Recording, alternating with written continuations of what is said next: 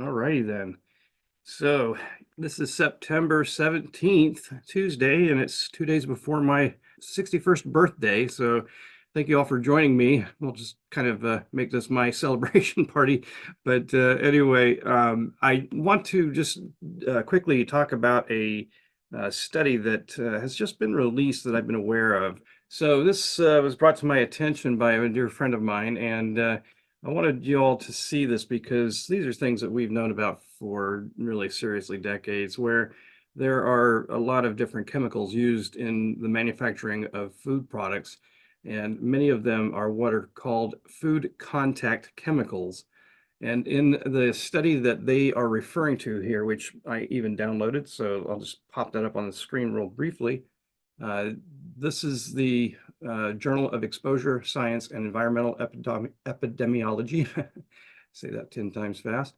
Anyway, the article is based on this study, so I just want to point out the key highlights. I've got them bulleted here, so let me just read through them. So 3,600 or more chemicals were detected in the human body of the 14,000 chemicals that they were actually monitoring from the food and agricultural industries. So there's 3,600 or more found in the human body, and they leach into the food during manufacturing, processing, packaging, and storage. Some are associated with serious health risks, including cancer and endocrine disruption. No kidding, these are the BPAs and phthalates, by the way. Let's see, 79 chemicals known to cause harm as far as linked to cancer, genetic mutations, endocrine and reproductive issues. And this includes both intentionally and non-intentionally added substances. So this means that there are things that are able to get into the food processing that were not intended to be there, and they are mostly byproducts and impurities from the packaging materials. So there's widespread exposure. These chemicals detected in plastic cans, package coatings, printing inks, and more. Some chemicals are present in the body at levels that are not fully regulated. And in fact, a lot of chemicals are actually more toxic at lower amounts in the body, which is rather, it seems counterintuitive actually, but there's a lot of things that can be very toxic that are worse in lower concentrations. And so specific harmful chemicals include bisphenol A, which is BPA, an endocrine disruptor linked to diabetes, heart diseases, and cancer. And the PFAS, or perfluoroalkyl substances, which are basically your forever chemicals that are things like Teflon or non-stick surfaces. There's also phthalates, which are linked to reproductive health issues and metabolic disorders. And just so you know, BPAs and phthalates are used mostly in the plastics. The phthalates are actually what makes the plastics very pliable. So when you can squeeze a water bottle, for example, that's because of the phthalates. And I also like to tell people that if you're drinking alkaline water from a plastic bottle, more than likely you're not just getting the phthalates and the BPA, you're also getting antimony. That alkaline water is drawing out antimony from the plastics. Of the 14,000 chemicals involved in food and packaging, only 172 chemicals are tracked in human biomonitoring databases. 144 of those chemicals have been detected in human populations. Regulatory gaps. FDA oversight is limited. 99% of new food contact chemicals, or FCCs as they're also known, were approved by the food industry, not the FDA. Many chemicals are classified as GRAS, or generally recognized as safe, without sufficient long-term health data. And GRAS is not an FDA approval. That's just basically it's accepted by the industry. So public health concerns, growing evidence that current regulations may not fully protect human health from the risks of food contact chemicals, and need for more rigorous testing and oversight of chemicals migrating from food contact materials into the human body. So essentially, the food industry is definitely causing a lot of different types of health conditions. And I really point out more about these health conditions in the part 2 video that I've got on my Get Detoxinated YouTube channel. So it's the part 2, a deeper dive into detoxination. And it's part 2 of the detoxination overview video. So that one is on the website under the science behind detoxination. That video will have the links to the other one. But now that I've linked my YouTube channel to the website, under the more menu, you'll find that there's a YouTube video library now there. And so you'll find the part 2 video there.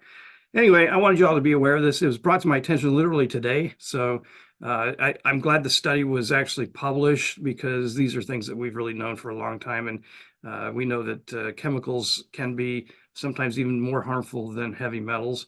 Although put together in the body, you've got yourself a storm of all kinds of conditions. So with that, let's go ahead and stop sharing and meet you all tonight and see if you have any questions that we can actually answer tonight. I see some familiar faces. Nice to have you all. So anybody want to unmute and chime in? Hi, yeah, thanks so much for having us tonight, Dan. I'm excited that I could join in. Glad to have you here. And I'm very delighted to have these types of events where I can talk to you guys, because I want to be very proactive in how I communicate, especially with the Facebook group and anybody who's interested to learn more about this program. So thank you for joining. Sure, yeah, thanks. I had a couple questions if no one else wanted to get started. Oh, please do. So I think I'm on day 6. Awesome. Yeah, and it's going well, but a few things have come up that I've been a little confused on. More because I just want to make the best of what's going on. I want to make sure my timing is right on everything. Okay, I'll do my best to answer that.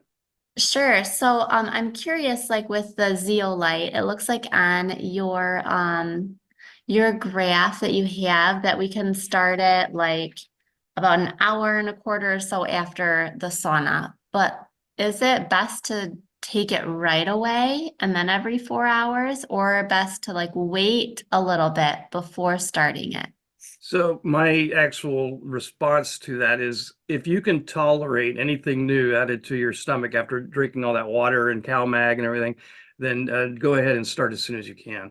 So the zeolite is going to be very important to have in the GI tract for the rest of your day. If you are doing like a morning session, if you're doing a nighttime session, do your best to get 2 of them in. In other words, I tell people that if you're going to do a nighttime session or just even at bedtime, you should mix a 16-ounce glass of water with 2 scoops and then drink half of it at bedtime and have the other half in case you do wake up with a headache or nausea. Okay. That's great. That's really good info. And that kind of brings me to my next question. I feel like right around 3 o'clock or so, where I'm done with my saunaing by like 11, but like by about 3 o'clock lately, I've been nauseous the rest of the day. Are you taking enough zeolite then? I really feel like I've missed maybe a dose or 2 the past 2 days. So today I was trying to be a little more on top of it. Like I set an alarm for every 4 hours. It But could do be you every think 3, by the way. Every 4 was suggested as, a way of getting a timing in, but literally you can do it every 3 hours. It's just important to make sure that you do take enough, because it's going to help mitigate any kind of headache or nausea. So make sure you try to get as many as possible. Okay, and just to clarify too, the container I got said not to exceed the 1 teaspoon, but you recommend like 1 teaspoon in the water every few hours, right? Yes, I think I sent you that information on things like the RDA that are really Yeah. there. So for the rest of the audience that didn't see that email, uh, the levels that we dose things at are much higher, obviously, than the recommended daily allowances or daily values, and those really were established to back in World War II, really. And it was actually initiated in World War I, but it applied more to World War II, where they were trying to determine what's the lowest nutrient density a soldier needed to be able to fight. So these RDAs are just basically recommended daily allowances. They're not truly a guide stone for really anything. In fact, with zeolite, to answer your question more directly, I'll do a little plug for Jeff Hoyt, who is the owner of ZeoCharge.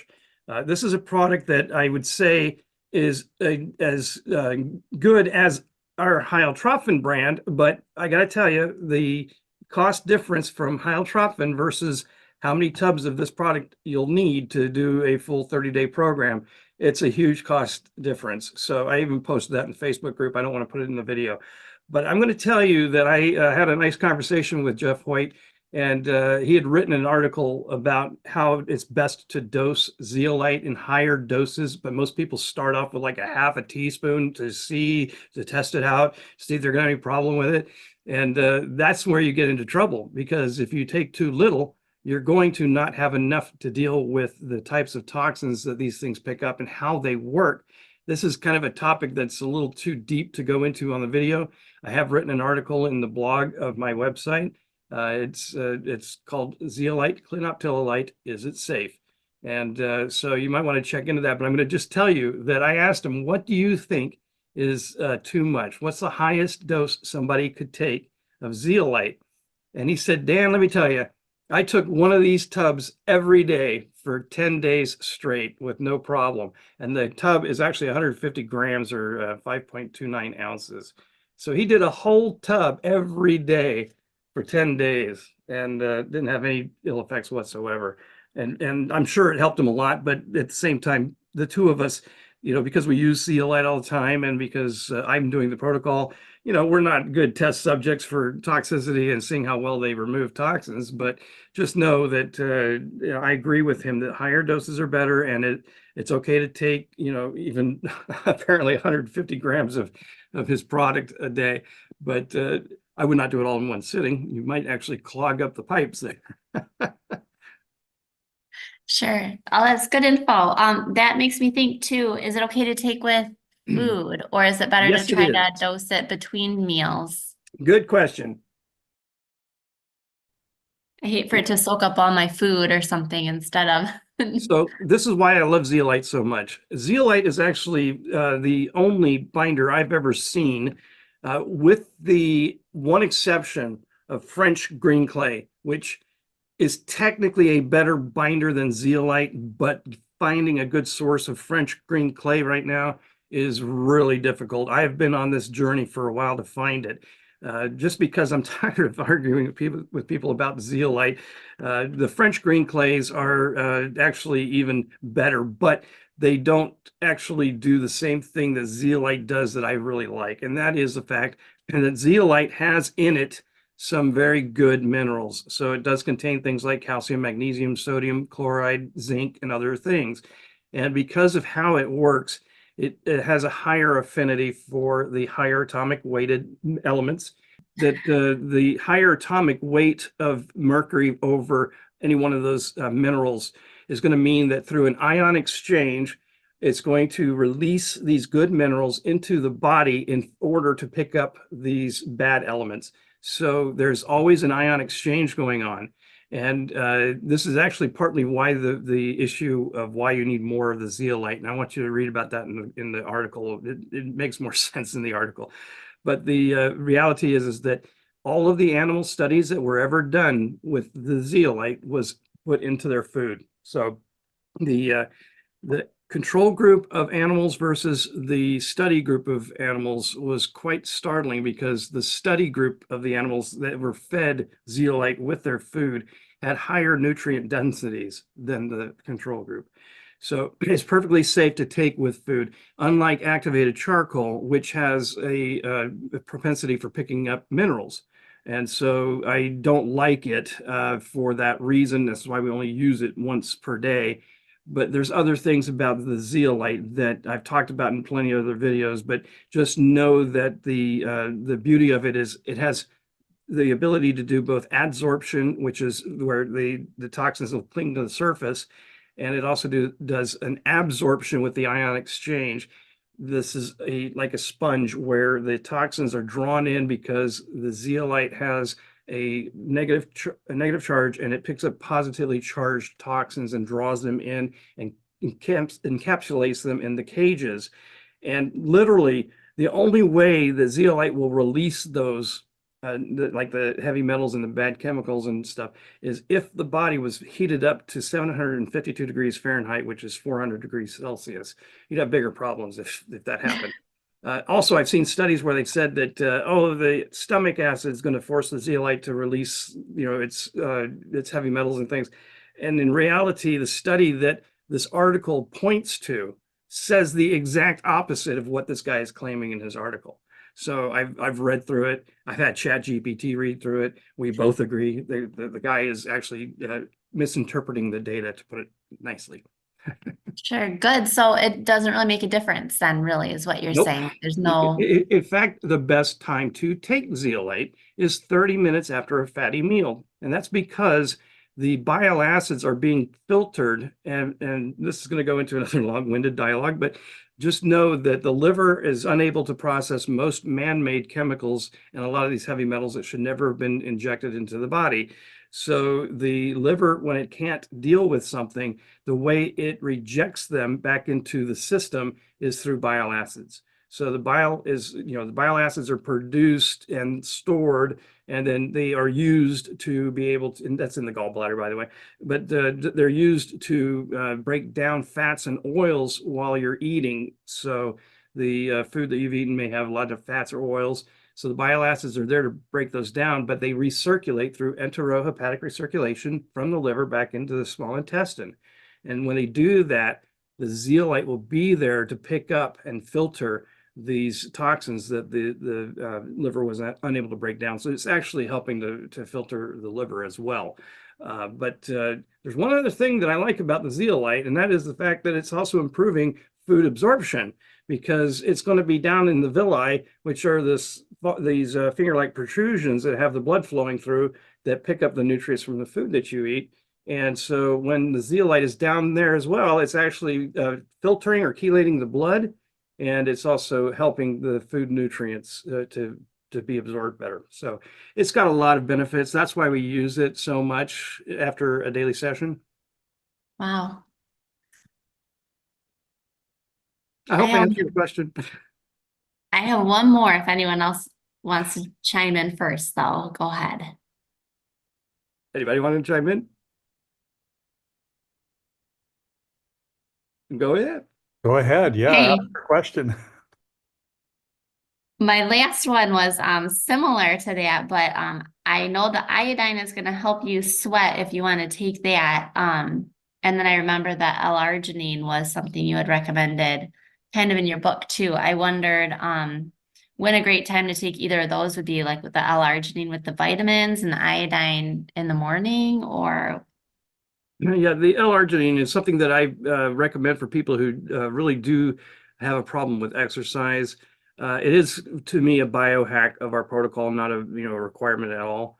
So I put it under the pro tips, but it's something that is not good for long-term use. By the way, I would use it in cases where somebody just absolutely cannot exercise. They have no ability to even do breathing techniques or anything like that. So they can take the L-arginine, and it'll cause a different type of vasodilation, which will help push bloodborne toxins to the dermal regions where they need to be to sweat out through the sebaceous sweat. But the thing with the L-arginine is the time to take it is about 30 minutes before saunas. So I would take it right before exercise.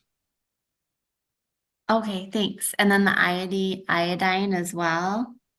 The iodine is something that I mention as something to be watching out for if you have any kind of like hypohidrosis, where your body doesn't sweat as well as you would like. Some people have true anhydrosis, where they're not able to sweat at all. And this is something that their primary care practitioner should, dictate whether, or at least be involved with the decision of whether or not they should do this program. But somebody with hypohidrosis probably is going to have something like an iodine deficiency and should be tested for it. So I wouldn't just willy-nilly take the iodine. I would go ahead and work with somebody, like a functional or an integrative practitioner, or somebody who's familiar with testing for iodine and making sure that your levels are decent enough. The thyroid regulates the sweat, or the body temperature regulation, which is kind of funny that we're talking about this. My wife insisted on no air conditioning today because the temperature outside has been wonderful. And so we've had windows and no air conditioning, and I'm in a closed room right now, and I know I'm sweating. So if you see me wiping off, I apologize. But the thing is that if you do have a problem with sweating, do have your iodine levels tested, and it's going to be because typically the thyroid is not getting enough iodine to help regulate the body temperature. And it does sometimes take 4 to 6 weeks of iodine therapy for the iodine to actually start to help you to sweat. So it's not something I put in there for everybody to just, okay, you got to include iodine. No, you just need to be aware of the reason for it.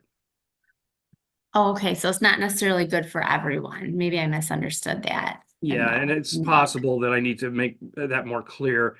But the fact of the matter is that not everybody will need to be supplementing with the iodine. Okay, wonderful. Thank you. You're welcome. Okay, Ken, I think you had a question, didn't you? Well, I was just saying she needs to go ahead and ask her questions. She's got really good questions. I know. Oh, thanks. Yeah, I talked to you a while ago because I was getting ready to start an additional protocol, but I had asked you about doing the version where it's not doing the rebound lipolysis, but just lipolysis, but just doing the niacin flush sauna detox. Yeah, and I'm trying to remember where you said that I could find the information on that, but it does look like my timing is going to be such that I'm going to probably just go ahead and do a full 30-day protocol again. So, Okay. but anyway, where do I find that? Because I actually talked about it and somebody else was interested in it. And yes, I was going to say we should probably let the listeners know that firstly, the niacin flush sauna detox falls under the bigger, broader category of sauna detoxification using niacin. Detoxination is the full protocol. So whenever I'm talking about the full protocol, I'm really talking about detoxination, which is like a 30-day program for most people. And sometimes people can do 14 and 21 days like I can do, but for most people, it's 30 days. The niacin flush sauna detox, on the other hand, is designed for people like firefighters who cannot commit to a 30-day program at 2 hours a day with, timing the niacin for at least 2.5 hours prior. So they are basically on call all the time. And there's just no way that they can do it. So I wrote that for them. But it's very applicable to anybody who wants to sort of get kind of acclimated to the whole idea of taking niacin and being in a sauna.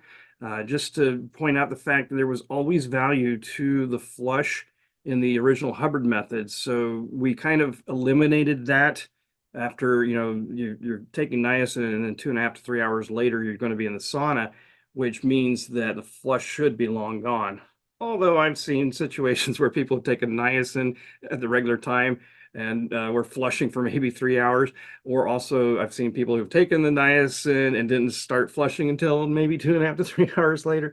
But again, the flush has nothing to do with rebound lipolysis. So don't even worry about the two being connected in any way. But as far as the document and where to find it, firstly, it's in the files section of the group.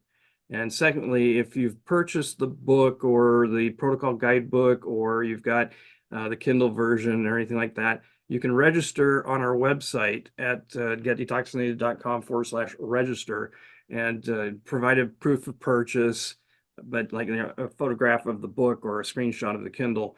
And then once we approve you to be a member to the back end of the website, the member section, then you'll be able to use the Forms and Information Center to download that document. It is something that is free, really. I don't mind giving that away, but those are the two places that people can find it. If somebody wanted to just send me an email and request a link to it, that's fine too. Okay, thank you. Yes, thank you for asking. All right, anybody else? Please just unmute and go ahead and shoot the questions. I have one more question I thought I hope you've of. got more. You're going to keep us busy tonight. Um, Is there a better or best time to eat during this whole protocol? I saw, of course, on the schedule, like not to eat after the niacin, but it was okay during the oils. But then even after the sauna, is there a certain amount of time you should wait if you can before you have your first meal? It's really all about your stomach and how well you can tolerate eating anything else. It really is. Because once you finish that last sauna cycle and taken your electrolytes and possibly even started your zeolite, you're basically done with your daily session. So you can start your life up again. So you can go ahead and go about your rest of your day. Now, I will mention too that if you're doing a nighttime session, you're not going to want to be taking your vitamins and minerals and things like that when you've just finished a nighttime session. But for everything else, you can eat and take the vitamins and minerals with your food and things like that. Anytime you can eat, your stomach would be okay with that. Okay, great, thanks. And I will also, since we're here talking about it, I'll point out that everything that you have there, as far as the illustrations in the protocol guidebook, which I believe is page 44 off the top of my head, that illustration is showing you minimums. So it's a minimum of 2.5 hours after ingesting niacin that you can start your exercise. But I would suggest that you even wait to 3 hours before you start exercise, or even 3.5 hours after, simply because it allows the body to not only liberate the toxins from the fat, but it gives them time to work through the interstitial fluids and get back into circulation, so they can then be pumped out through the exercise, the increased heart rate and the blood passing through the capillaries and everything is going to be pushing those out. So that's something that, keep that in mind. It's just minimums. And you can even take the niacin and realize, oh, I got to go to the store. And you come back, it's been 4 or 5 hours after, you're still able to do the daily session. Start your exercise 5 hours later. It's okay to do that, but I wouldn't do it regularly. It's just know that we put it in there as the minimums, because that's when rebound lipolysis actually starts to trigger at 2.5. Okay. Did I see somebody had a chat question, or is that oh, I see. Okay, so does cold plunging affect anything? Yes, it affects things in a beautiful way. So contrast therapy is what you're really asking about here, because when you're doing sauna and you take a break, for example, the 5 to 15-minute break, if you were to jump in a cold plunge, that would be awesome. I know that Tony Robbins does this kind of thing. He does the sauna and then jumps into his cold plunge, which is right outside the door of his sauna. And then the other things too is that he also, or I would say that it's because of the contrast therapy that you're getting I think heat shock protein actually is what I think it is, but you get a better sweat in the second sauna cycle. It's kind of really interesting. Go ahead, Renee, if you want to go ahead and unmute. Yeah, hi. Hi. I regularly sauna. I was using the portable Parasage sauna for quite a long time. Okay. And then I upgraded earlier this year to a full spectrum sunlight and sauna. Okay. And I got a cold tub. So I do both regularly. I just didn't know. So I'm currently detoxing through my sister because she's an IHP. And I'm working through that. But I came across the niacin detox on a podcast not very long ago. So I've been like, I have a lot of questions because I haven't received the book yet. And I've been watching videos and I'm like, ooh, can I do this with my other protocol? Because on the podcast, you said it's the fastest way to detox. And I've been working through my other detox for a while now. And so I was like, can I do both? And then can I keep cold plunging, or how should I incorporate that with? So I'd like to know 2 things. First, which podcast? Oh, the Dr. Myers. Awesome, the Wendy Myers one. Okay. And then the second question is what is the protocol that you're actually doing, so I can make a better determination for you? Well, basically I have Lyme's and Lyme co-infections. I have a lot of parasites and bacteria and viruses. So you're doing what, more of a parasite cleanse at this point? I'm still working on the parasite portion. I haven't moved into a full Lyme's protocol yet. Okay, let me just explain how our program actually improves conditions like Lyme and Candida overgrowths and SIBO or SIBO, if that's how you like to pronounce it, and other opportunistic pathogens. because now mold mycotoxins, by the way, are fat soluble and they store in fat, so we deal with those just by default. But other things like the Lyme and the Candida and everything else, where they're opportunistic, they're actually feeding off of the heavy metals. So if you don't detox the body of the heavy metals and man-made chemicals, by the way, which our protocol is going to be broad spectrum and do both of those at the same time, you're not really going to advance very quickly with these types of detoxes. Now, I cannot tell you that we are detoxing Lyme or these other things like Candida. What I can tell you is we're taking away their fuel source, and we're also putting the body back into a more balanced state so that it can actually fight back. And we've seen plenty of times where Lyme and Candida and SIBO are all reversible. In fact, EBV goes away as well. But the thing is that if you detox the body, you actually have a better chance of detoxing these other parasites or opportunistic pathogens. Yeah, I have EBV too. They tend to all go hand in hand. You'd be surprised how many times I see all of them going hand in hand. So. Okay, and then I was wondering, so you were saying about the cold tub contrast. Were you saying while I'm in the sauna, jump out and go to the cold tub and then go back in the sauna? Is that what you're saying?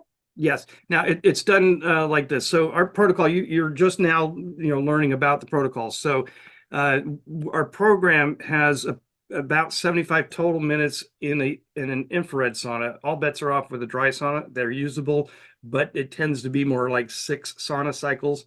That's simply because these dry saunas tend to get so oppressively hot. People only sit in a sauna like that for 15 to 20 minutes before needing to cool down. And unfortunately, those repeated heating and cooling cycles tend to slow down the sebaceous sweat, which you're going to learn more about. In fact, I highly encourage you to watch a couple of the videos that I've produced. There are 2 of them in the series. The first one, and I know I've kind of touched on this briefly, but the first one is the comprehensive overview of detoxination, and that is on the Science Behind Detoxination page of our website. There's a link to the part 2 version, which is actually a deeper dive into the science behind the protocol. And you'll see why everything is done the way it is and why it's so powerful. And it should never be dabbled with. The closest to dabbling with this protocol is the niacin flush sauna detox. So, unfortunately, that's what a lot of people wind up doing because they just hear, oh, it's niacin in the sauna. Okay, I'll just take some niacin and jump in the sauna. That is not the detoxination protocol. But just know that the way everything is timed, there's going to be a 45-minute cycle, sauna cycle, which you work up to. I don't expect people to do that out of the gate where they, start in an infrared sauna for the first time and try to do 45 minutes. Please don't do that. But you work up to that. And then the 5 to 15-minute break in between the 2 sauna cycles, which the second one would be 30 minutes, by the way, to get to 75 total. The break in between those 2 is the best time to do either a cold shower or jump into a cold plunge. Okay. Even a pool, actually, even though it's got probably chlorine in it. But the fact of the matter is that going from hot to cold and back into hot is a contrast therapy that is absolutely amazing. And I don't know for sure if it's a heat shock protein thing, but I have seen where people who were maybe not sweating very well in the first sauna cycle suddenly start sweating like crazy in the second one. Yeah, that's what I was curious about because in this sauna, when you put the full spectrum lights on, it is hot and you just sweat. I'm dripping sweat within 5 minutes. So I was wondering if the sauna sessions are that's kind of a set time. Is there a set time and temp and that's what you do? No, there is no such thing as a set temperature on our protocol. And the reason for that actually has several reasons. In fact, one of them, believe it or not, is because different manufacturers put their temperature sensors in different locations, and that can throw off the actual body, what's hitting the body. So he rises, right? And if they've got the sensor in the ceiling, then it's going to be reading higher temperatures than your body's actually going to get. But also, we don't really care about temperature in an infrared sauna. We think saunas should be hot, but when you're in an infrared sauna, it's not the temperature, it's the emitters that are interacting with the body. And if this is something that maybe you're new to as well, the wavelengths of far infrared that actually do cause us to sweat are at about 9.4 microns. So sauna manufacturers tune their infrared saunas to between 6 and 12 microns, so they cover that 9.4. You're actually right now, as you're sitting, putting off 9.4 microns, and we resonate with the sun. So at that level, so that's why we can sweat outside in the sun. But the way that works is the infrared wavelengths penetrate up to 1.5 inches under the skin, and that whole 1.5 inches, any water molecules that are in the cells may resonate with those wavelengths, and it's that vibrational heat that is causing you to heat up from the inside out. It's not like a microwave, so don't panic on that. But it's a case of your body is actually heating from the inside out, and that's capable of producing the sebaceous sweat that we need. So it sounds like I probably should explain what that means. In fact, the second video I mentioned, the deeper dive part 2, I do go in the very beginning and debunk the debunking articles. So I'll briefly tell you that there's a lot of articles that people send me that say, you cannot sweat out toxins in a sauna or through your sweat glands in a sauna, or no, sweating does not detox the body, or things like that. And the thing is that they have truth to those articles, but they're also using word games. The word toxin has a specific meaning, and you know, people who like to manipulate the public use words to their exact definition. And so we'll start there. The definition of a toxin is an antigenic poison or venom of plant or animal origin, one produced by or derived from microorganisms and causing disease when present at low concentration in the body. Obviously, I've memorized that one, but that's the Oxford Dictionary version. Basically, the Wikipedia is saying that the same kind of thing, but it's the synthetic toxicants produced by artificial processes that are the ones that we're really talking about. So environmental toxicants are the heavy metals and man-made chemicals and other types of, like, forever chemicals and things like that. So, and in that same video, I talk about how 50 to 70% on average of those toxicants are lipophilic or fat attracted or fat soluble. Therefore, they're not really going to go out through your eccrine watery sweat. We have a little trick for that with the protocol, which if I have time, I'll go through that as well. But the reality is that they're hydrophobic, so they're not going to come out through your sweat glands. And the sweat is really truly 95 to 97, if not 99% water, and the remainder is salts. And the sweat from an infrared sauna, on the other hand, is 80 to 85% water, and the remainder is sebaceous sweat. So what is sebaceous sweat? The sebum from the sebaceous oil glands, which are attached to every hair follicle in your body, and there's about 90 per square inch, except the hands and feet, by the way. And those sebaceous oil glands produce this lipid-based sebum, and it keeps the hair follicle lubricated and the hair and skin moist. So it is supposed to also provide a protective barrier against things like bacteria, but definitely not against the air pollution and chemtrails, which are real. But anyway, so the sebaceous oil glands heat up in the sauna faster, or at least faster than a dry sauna, and they are the way lipophilic or fat attracted or fat soluble toxins. I'm going to use the word toxins now because lipophilic xenobiotics and toxicants is a little too much. So I'll be using toxins now, but you know what I'm trying to say, that these toxins are going to be attracted to the sebaceous sweat. And so that's why we have to be in the sauna. That's why hot baths don't work, or hot tubs, and even steam rooms don't work for this. So just keep that in mind. There's an article that I'm about to publish to the website that is all about the different types of saunas and which ones are the best for the protocol. So that's coming, by the way. But anyway, the thing is that you need to be able to produce the sebaceous sweat. And when you're using like your contrast therapy, the second sauna cycle is going to be profusely producing that sebaceous sweat. So I hope I've kind of given you a better understanding of what the program looks like. Yeah, well, I know I have so many questions because I'm just getting into this, but yeah, that's Well, helpful. here's what I'd love to do. I offer a complimentary consultation, and anybody can schedule a complimentary consultation with me. And it can be done at heal.me/detox. That's the booking system I'm using. There's a link to it from my website. So it will give you the available time slots in whatever time zone you're in. But it'll also, unfortunately, kick back a confirmation that shows you the meeting in my time zone, so it confuses people. Okay. But just know I you do- can schedule. I have that set up already. The heal.me. Yeah. Please do schedule a complimentary consultation with me, and we can definitely go or dive deeper into your Yeah. specific case. I hate to talk case, your No, health yeah. history on these Right. calls, No, but that's right.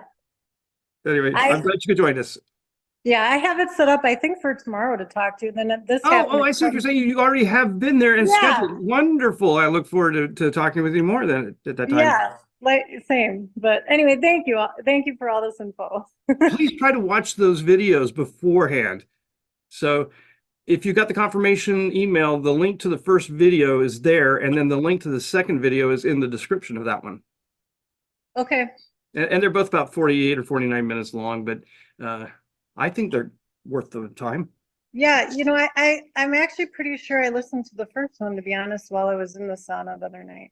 Wonderful. Great place to Oh, watch I'll go back videos and to learn it. more. Yeah, thank you so much. My pleasure.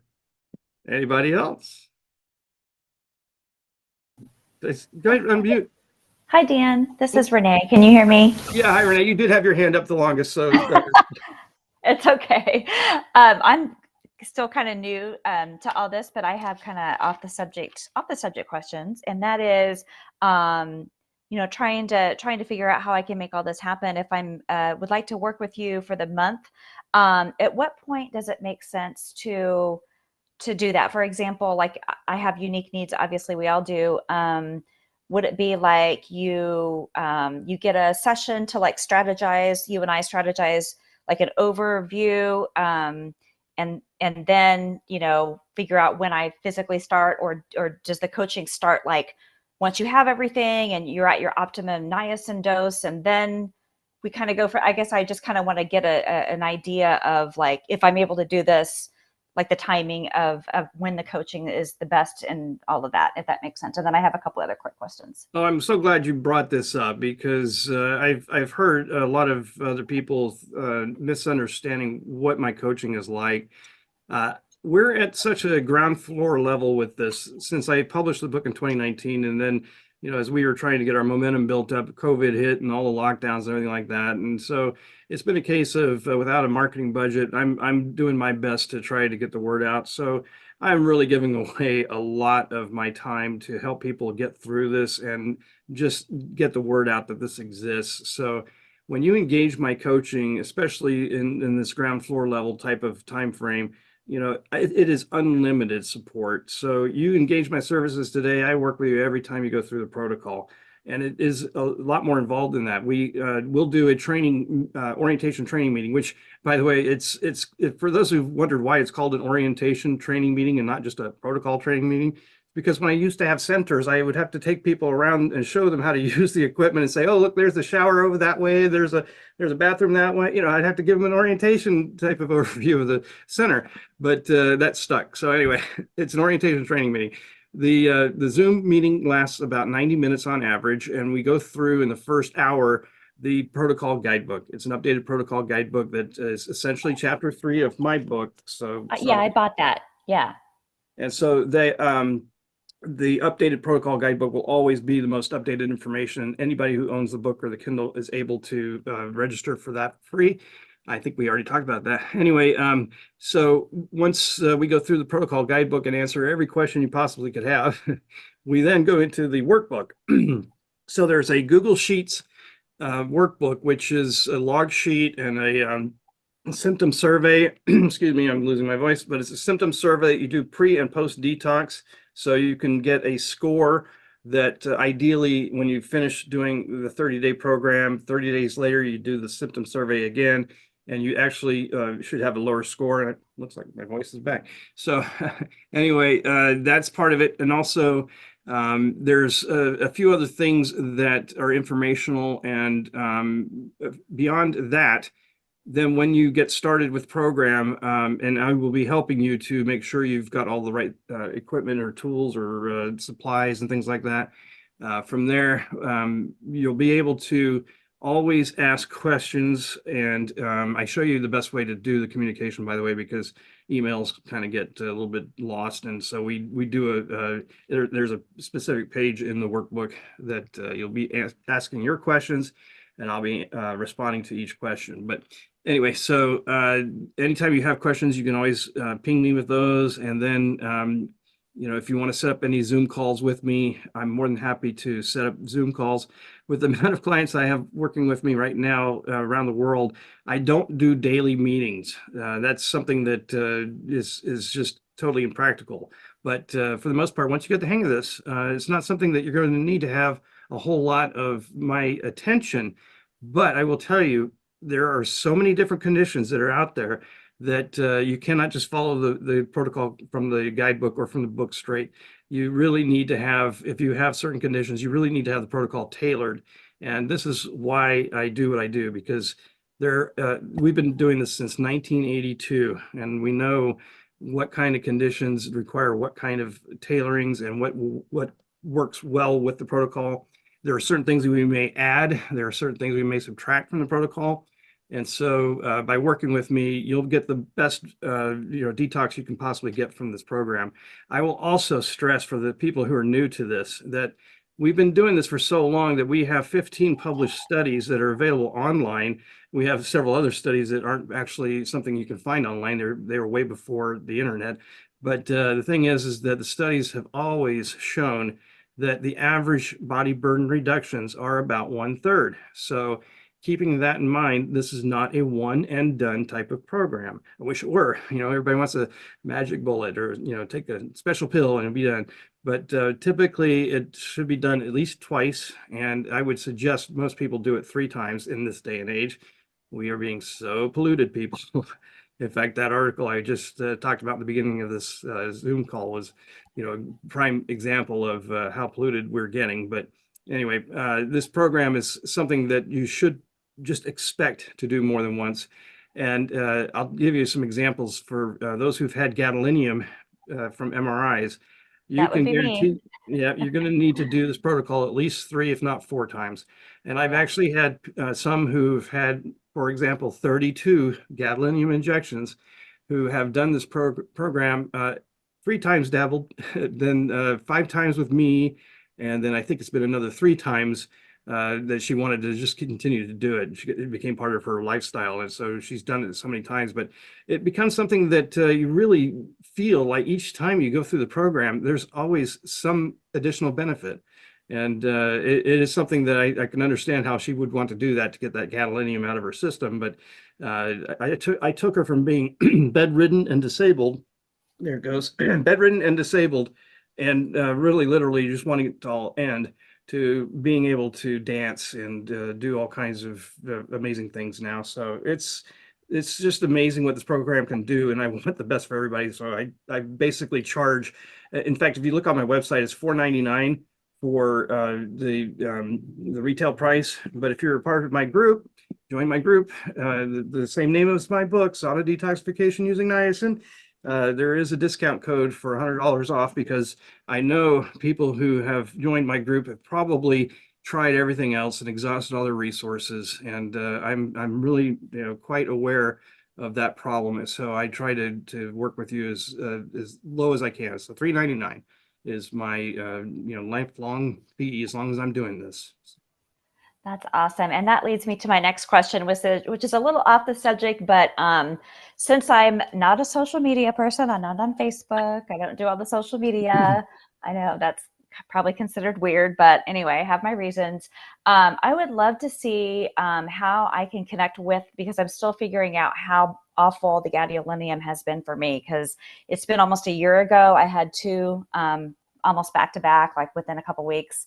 Yeah. And I may have been exposed to more contrast dyes that had that as a partial ingredient. I'm not sure. I'm still researching that. But my point is there a way that either you can connect me or how I can reach out with some folks that are in like a support group? I don't know how I would do that if I'm not on Facebook, but I'm hoping that there's other platforms or even, sharing my email or phone number. I'm just kind of desperate to, just to kind of sort some things out. And I feel like I'm kind of lone island out here in the Midwest. So. Oh, I totally understand. Actually, although I do have a Twitter account and Instagram, I've found that those two platforms really are not the audience that really I think would be interested in what I'm doing. But I may be wrong. It's just that I do a lot of my own stuff, so that means that I've chosen Facebook to be my main platform. But the website itself, is a place that I do also have the members are able to communicate with each other. But I will tell you this, that I'm so grateful that you're on this call and being interactive with us, that I'm willing to extend that offer to you of the $100 off. So just not the fact that you're not on my social media, it's just that I want people to understand that I am really wanting to get as many people helped as possible. And I'm not about the money here. I'm really truly about trying to get the word out that this protocol exists and trying to help as many people as I can, because there's really nobody that's been trained in certain healthcare industries that are really out to cure you. And we can't say that we're curing anything, but I can tell you that when you look at the part 2 video that I've produced, you'll see that there is a very long list of conditions with no known etiology, which means no known cause, that are non-communicable and non-genetic, that all they can do is mask symptoms, but they can't do anything about it. It's because they're environmental toxicant related. And so once you start removing the barriers to your health, you'll find that certain conditions that I've listed can be reversed. So just know That's that, I definitely am not giving medical advice. I'm definitely not curing anything, but I can tell you right now, as long as the body's toxic, you're not going to get anywhere. So you really need to be looking at doing some kind of detox that is as powerful as this, and there really isn't anything else out there. We've actually literally been able to prove this over 4 decades. And you guys are pretty much just hearing about it now because in 2019 I published a book. But the reality is that this has been in occupational medicine since 1982, challenged by the California Medical Board in 1986.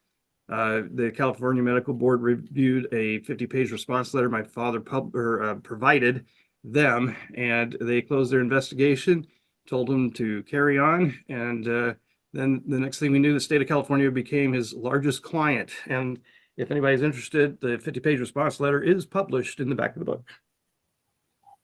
Wow, that's awesome. Well, thank you so much. And so just to reiterate, you're saying that just to go to your website, I would be able to just kind of reach out, say hello, and try to connect with others that way with the gadolinium. So really what I would suggest you do, Renee, is let's do a Zoom call. I believe, I don't know your last name because it's not written here, but have we already done a Zoom call? Yeah. I met with you. I thought it was you. I thought it was you. So the best thing you can do is to actually schedule another Zoom call with me, and I will give you a lot more instruction on how we can work together to help others that you're talking about, I believe. Okay, great. Thank you I'd so much. love to meet with you again. Yeah, I appreciate it. All right. Thanks for the questions and the participation here.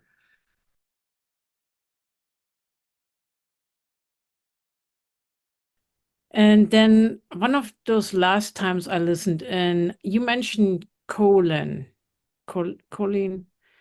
and choline is supposed to be good for the liver. Is that something I should get as a supplement? No, if you're doing our protocol, you're already taking lecithin, and lecithin is a primary source of choline. Okay.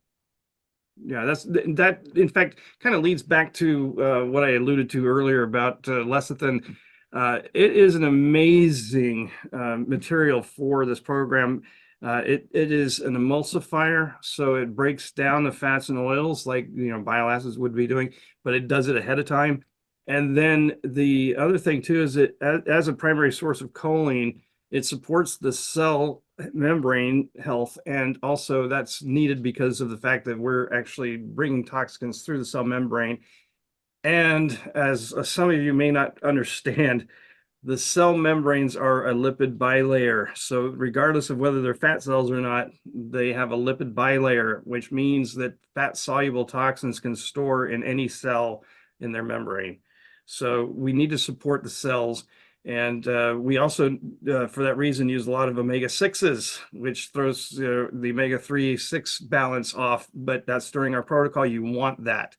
So, and then you might want to look into how the omega-6s, Yeah, I got some oil that's 3, 6, and 9. Yeah, good. The evening primrose oil is also high in omega-6s, and they're supporting the cells. But for the rest of this answer, the lecithin, well, with the choline, for example, choline and niacin are both supporting glutathione, so they're supporting the liver. And then also the lecithin and the evening primrose oil are able to emulsify lipophilic xenobiotics and transport those through the aqueous media like the interstitial fluids and through eccrine watery sweat. So unlike, a regular sauna where the sweat of a regular sauna is going to be, not producing any kind of xenobiotics, lipophilic xenobiotics, on our protocol, you'll find that the sweat actually will have lipophilic xenobiotics thanks to the lecithin and evening primrose oil. So this is something that, I don't go this far into the weeds usually, but this is exciting stuff about why this protocol is so powerful.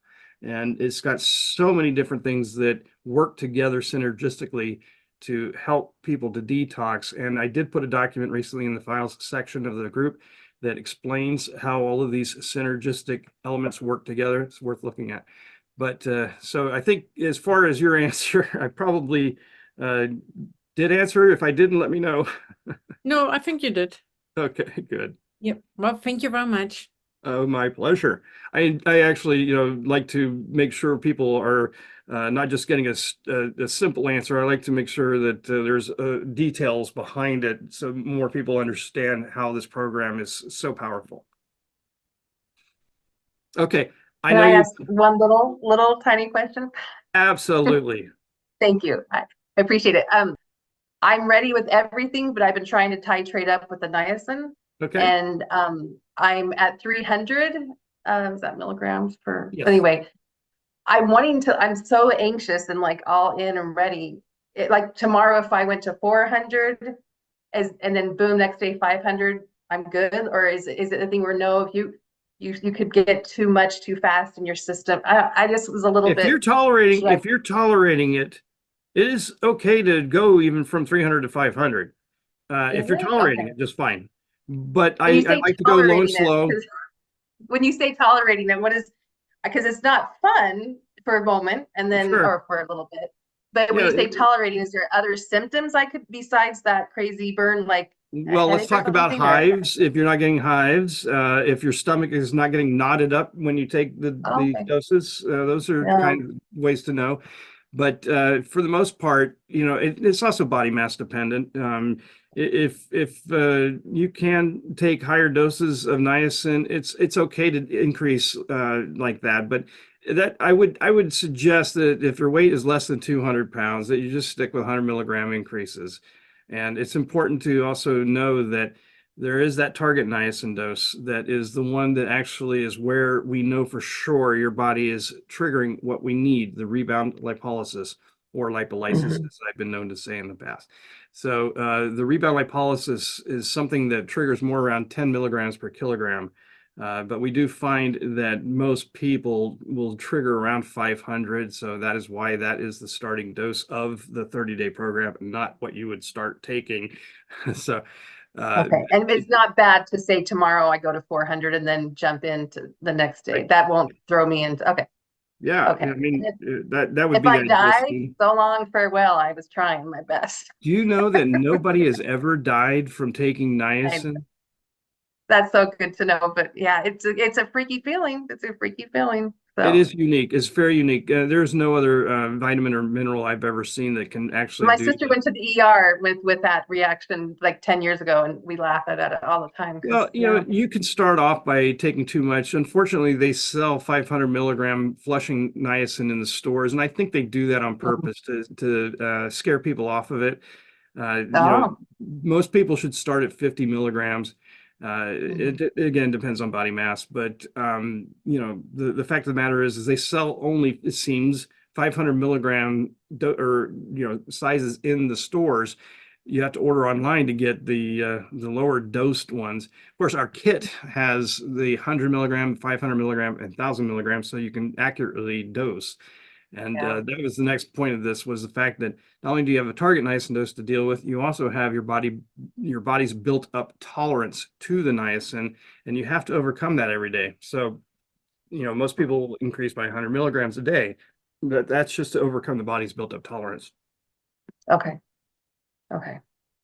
I think I get it. I might be having to sign up for a little help. We'll see. So thank you. Well, very please much. do, because like I said, I do work with you for every time you do the protocol for that one-time fee. And I even include households up to 4 under the same roof. So Cool.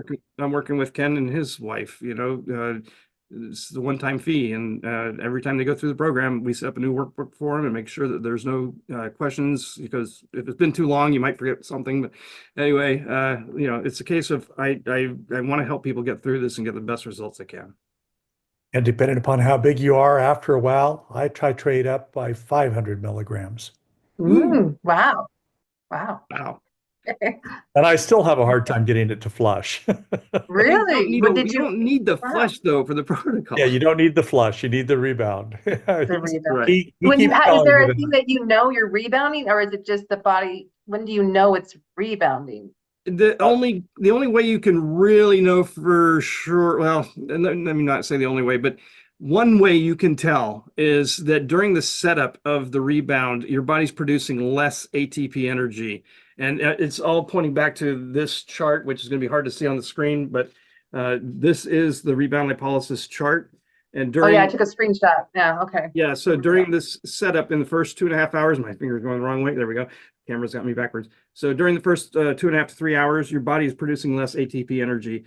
What you're seeing in that flat line is what is a representation of lipolysis, or the breakdown of triglycerides into fatty acids and 1-glycerol. And there's millions of them in fat cells. So while the niacin is metabolizing, you're basically not able to produce as much ATP. And this is why people can set their alarm for 4 or 4:30 in the morning, take their niacin and go back to sleep, because you're going to kind of feel tired. So that is how you can tell if you're setting up a rebound. The other thing too is that, as Ken has pointed out in other Zoom calls, that when you're not taking niacin, your towels won't really show any stains, but as soon as you start doing rebound, you probably start seeing more stains on your towels. Not everybody will, because different chemicals and heavy metals have or don't all have colorful elements to them. But it is amazing. Ken, you want to cover that? That's all I was going to say is we had our sauna and used it for a long time, and we could stay in for a long time and sweat and sweat and sweat. But when the towels dried, they were just plain white towels. But when we hit the rebound lipolysis, or lipolysis, however you say that one, It is lipolysis. I used to say lipolysis. lipolysis. We definitely, both my wife and I, and it hit at different times. It was really weird. But what we found is that when the towels are wet, you don't really notice it that much. But on us, we've gotten a number of different colors, but we've not gotten into the pretty rainbow colors. Ours are more yellows and tans and browns. But we've been through 2 protocols now, and when we get back to that point, we're still getting crap out of our bodies. And it doesn't happen when you just use the sauna. If you do it with the niacin, you get stuff out. So Yeah, and I've appreciated in the past recordings. I've listened to all these recordings in the past few days, and you and your wife, I've been a little motivated. Is your wife feeling like, was it a different experience for your wife, in the sense of the doing this protocol for a female versus a male? Like, were you like, guys lose weight faster, women have to suffer more, you know? Yeah, So just curious. probably not really much difference between the two of Okay. us. Yeah, I think that we both have had a very similar experience. I think the thing that's different is that it sometimes takes a little bit longer for her to get into the rebound, where we start to see the stains, but then hers actually persists longer after the end of the 30 days. We'll notice that her towels will stay colored longer than ours do, even though we're not taking the niacin anymore. And I may interject on that one too, because uh, there were studies done back in the 80s and 90s. And one of the studies actually tracked 16 chemicals. I think they actually reported on about 8 of them, if I've got the count right. It may be less.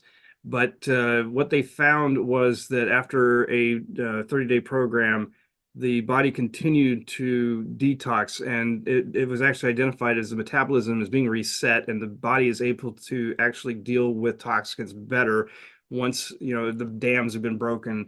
It's a case of they tested 4 months out, and they could see an obvious trend where Awesome. the toxins were still being released and liberated out. We do know that there's about a 72-hour window anyway where toxins are going to be liberated from the fat or even the cell membranes, and they're going to have in that 72 hours either being or excreted through the sebaceous sweat, picked up by binders, or they're going to go through anaerohepatic recirculation, and they're going to wind up resequestering somewhere else. And this is why we do a 30-day program, by the way, so that if they did resequester, you can then maybe on another day release those and get those out as well, because different compartments of fat in the body are being acted on each time you do the niacin. So it's yeah, it's that's why 30 days is better than any other time frame. Love it. Well, thank you very much. Sorry we went over. I appreciate it though. No worries, no worries. It's been I am curious that second sauna session, if you can hold out a little longer, like more than the 30 minutes and not be fatigued too much, is it wise, like helpful to do that at all or no? if you can do it, you go for it, because I'll tell you what, I'm lucky if I can get people to do 75 minutes normally. So if you're able to do more than the 30 minutes on the second sauna cycle, which I prefer to call, just to let you know, a program is the number of days of our detoxination program, right? And then there's a session, which is all the activity done during the day, including sauna cycles. So when we refer to the sauna times, they're really sauna cycles. I don't like to commingle the session in there, sorry.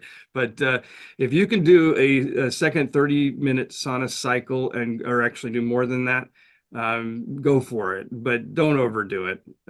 We used to have people in the sauna for 4.5 hours on an average basis in the early days. In fact, for 36 years. But we realized in 2014 that rebound lipolysis in humans actually triggers after 2.5 hours, whereas we had a study done in 1966 that was done on sheep, and apparently sheep metabolize niacin within 40 to 50 minutes. So the 4.5 to 5 hours made sense because the rebound was coming back down until the end of the 4.5 hours. So it looked to them like, well, it makes sense that it takes 4.5 to 5 hours. But once we saw the chart that I've been showing here, that actually the work was being done in the last 2 hours of the 4.5 to 5 hours, it was kind of obvious that we were probably wasting the first 3 hours of everybody's day. So, but live and learn. Just personal experience. And we don't have a cold plunge. That's interesting. Maybe I'll have to give that one a try too. But we would usually go in between the two cycles, would go take a cold shower and then go back in. And we found that that second cycle definitely is more draining than the first cycle, and you also sweat a lot more during it. And that might be because of the cold shower. I didn't ever try taking the cold shower before the first cycle.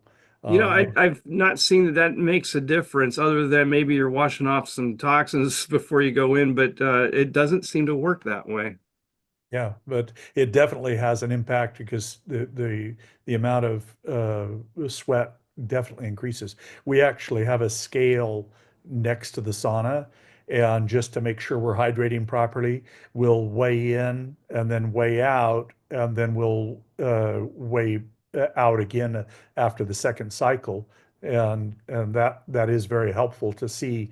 And you can definitely see the weight change if you're not drinking enough during that last 30 minutes.